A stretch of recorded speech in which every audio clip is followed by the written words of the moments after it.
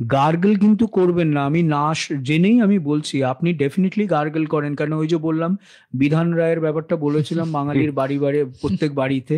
তো বাঙালিদের প্রচলিত একটা আছে, গলার স্বর পাল্টে গেলেই একটু গার্গল না করলে যেন ওটা হয় না, সেই একবার কাশি বেনারস ঘুরে আসার মতন ব্যাপার। তো গার্গল একেবারেই নয়, ওয়েনেভার, এটা ভীষণ ইম্পর্টেন্ট। আমি যে কোনো জায়গাতে এই মেসেজটা আমি দিতে চাই, whenever there is a change in voice, there is something happening with the vocal cords.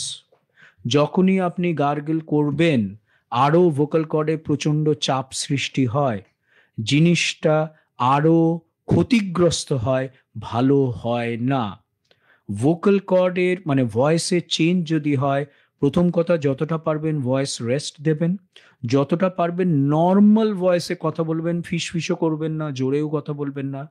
আর পারলে স্টিম ইনহেলেশন নেবেন, তাতে কিচ্ছু দিতে হবে না, প্লেন জল। এবং আমি 10 মিনিট, এখানে যেন একটা কম্পিটিশন লেগে যায়, আমি 10 মিনিট ধরে স্টিম নিচ্ছি, আরেকজন বলে আমি তো 15 মিনিট ধরে নিচ্ছি, অতক্ষণ নেওয়ার দরকারও পড়ে না। আপনি 8 মিনিট থেকে 1 মিনিট ধরে স্টিম ইনহেলেশন নিলেই হবে, দিনে 2বার করে নেবেন, গার্গলটি করবেন না।